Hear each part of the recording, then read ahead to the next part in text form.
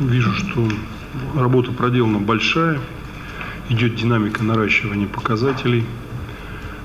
Хотел бы спросить в первую очередь, обратная связь с родителями у вас установлена?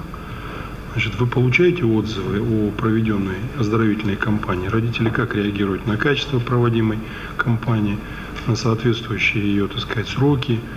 Дети насколько довольны, возвращаются из этих оздоровительных лагерей?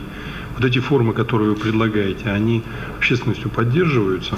То есть это не некая такая, знаете, форма, так сказать, насильного. Чтобы охватить больше. Чтобы, охватить больше. То есть это некий такой элемент, когда больший охват, но не столь, так сказать, обширное качество. Продолжительное время, да. Да, вот как здесь на самом деле вопрос? Такая связь установлена. Я не скажу, что она системная. Над этим надо нам работать.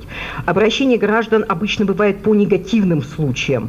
Положительный отзыв, конечно, при общении, при выезде нас в регион, образовательные организации, с руководством лагерей, во время посещения этих лагерей, во время контрольных мероприятий мы, конечно же, обратную связь устанавливаем. И в первую очередь разговариваем с самими ребятами, которые получают эту услугу. Более того, в этом году очень серьезная проверка нас прокуратуры была Республики Коми по именно этому вопросу. Мы до сих пор работаем в плане улучшения этой работы. Было высказано ряд претензий, которые приняты нами. Ряд претензий были сняты, мы объяснили нецелесообразность их.